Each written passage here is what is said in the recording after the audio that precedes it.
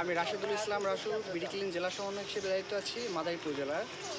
৩রা জুনকে আমরা বিডি ক্লিনের প্রতিষ্ঠাবার্ষিকী উপলক্ষে ধরে থাকি, কারণ 2016 সালের ৩রা জুন আমাদের বিডি ক্লিন যাত্রা শুরু হয়েছে।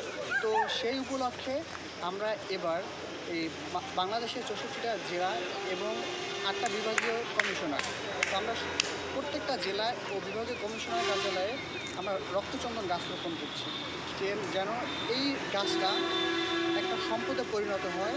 এর প্রেক্ষিতে আমরা এই প্রায় 200 অধিক রক্তচন্দন গাছ রোপণ করছি, যাতে আমরা পরবর্তীতে রক্তচন্দন গাছ থেকে কলামের মাধ্যমে বীজের মাধ্যমে এই গাছটা সর্বত্র ছড়িয়ে পড়তে পারে, বাংলাদেশ যেন আর একটু সম্প্রসারিত হয়।